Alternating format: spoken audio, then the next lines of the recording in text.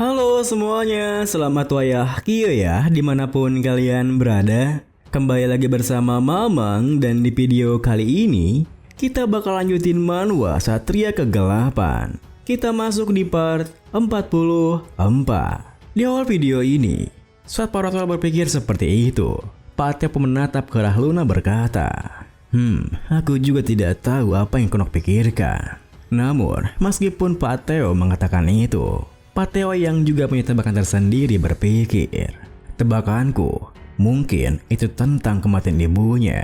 Pada malam pembantaian, dia menyaksikan kematian ibunya dengan kedua matanya sendiri. Setelah itu, dia mulai kehilangan setengah akalnya, bertindak ceroboh dan gila, bahkan menolak orang mendekatinya. Tapi sekarang, akhirnya dia membalaskan dendam ibundanya. Saat Pateo berpikir seperti itu, Luna yang meragukannya pun membalas, "Aku yakin kau berbohong, Theo." Tentu saja, Luna mengatakan itu bukan tanpa alasan, dimana meski ia tak tahu apa yang Pateo rencanakan, tetapi kekuatannya itu hanya bisa didapatkan dari garis keturunan Rainhaver, yang mana Revelation of Darkness itu hanya akan aktif saat seseorang mencapai batasnya. Dan karena sekarang Konok telah diterima sebagai lunatik, Luna tak akan membiarkan Pateo mempermainkan mereka atau membiarkan hal yang seperti itu terjadi lagi. Kemudian, setelah terdiam sebentar, Pateo pun tersenyum berkata, "Hanya karena kau jadi orang tua seorang anak, bukan berarti kau tahu segalanya tentangnya." Luna pun menatapnya membalas, "Sejak kapan kau bertindak sebagai seorang ayah? Putra sulungmu sudah bergabung dengan paksi kerajaan. Tepatnya, mereka bekerja sama dengan demon dan berencana menyerang kita." Namun, meskipun Pateo memahami maksudnya, Pateo hanya menimpali.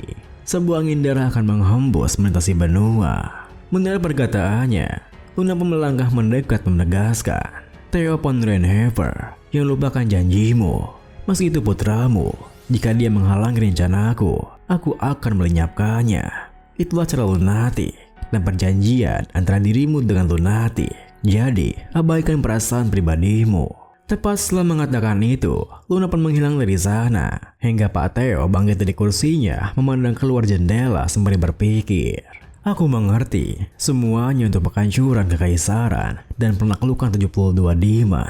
Seminggu kemudian, di markas pusat guild Nirvalin, Eleanor yang menjamu kedatangan Asen pun menuturkan, "Sederhananya, aku tertarik kepadamu.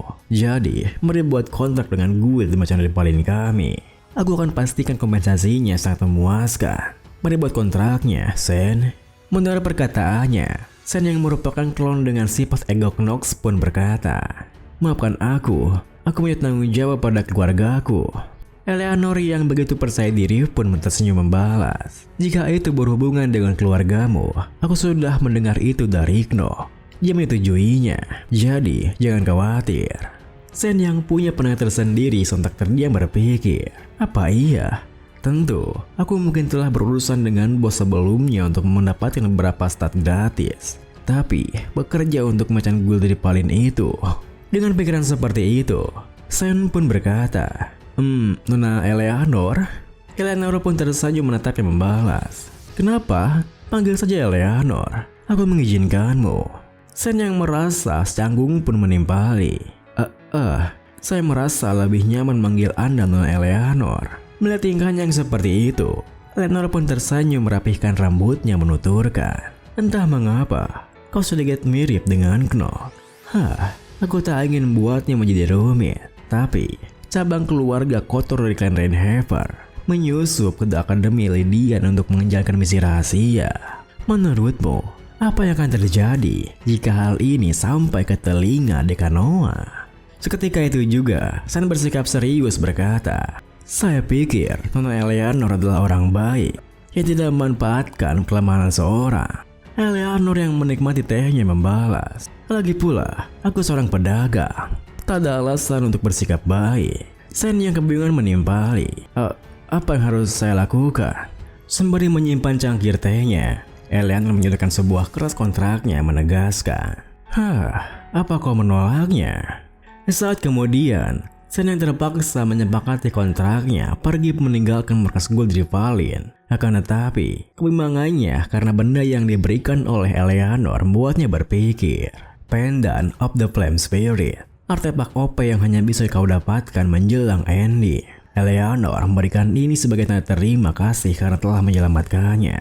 Ini adalah hadiah sekaligus uang muka untuk kontraknya. High level item magic. Apalagi ini multi-layer. Ini memang hebat, tapi ada tracking spell pada item ini. Sepertinya Eleanor sangat terobsesi dengan persona alter egoku. Sia, kenapa ini terjadi? Kita beralih kembali pada Eleanor yang nampaknya tengah kedatangan Rick. Salah satu bawahannya yang menuturkan, saya rasa Anda sangat menyukai pria yang bernama Sen ini. Ini pertama kalinya saya melihat Anda mengundang orang untuk bergabung dengan kita secara pribadi. Mendengar perkataannya, Eleanor pun meliriknya bertanya, sejak kapan kau berhak mencampur urusan pribadiku? Rick yang tak menduga dengan responnya pun berkata, mana mungkin orang seperti saya berani menentang Anda kan? Jangan khawatir, Anda tahu saya bukan orang yang bodoh. Eleanor yang begitu sinis dengannya pun membalas, kau hanya perlu diam saja.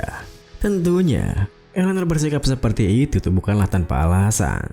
Karena pada saat itu, Eleanor berpikir, Rick, si wakil akuntan, ada yang tak beres dengannya.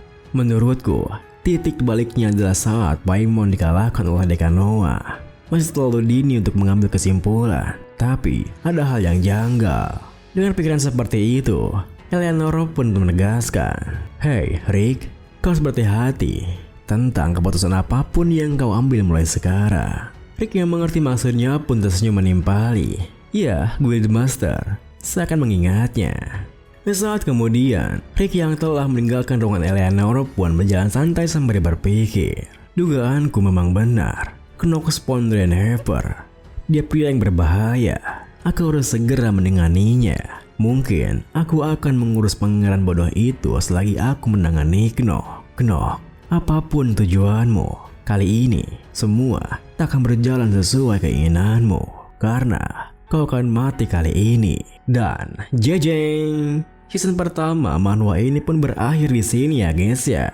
Mamang mewakili semua staf yang bertugas mengucapkan terima kasih yang sebanyak-banyaknya buat teman-teman semua yang udah setia menemani lika-liku kehidupan Knox selama ini. Mari kita tunggu season keduanya nanti tetap di Comics AD. Dan ubur-ubur ikan lele, manhwa lain juga ada banyak le.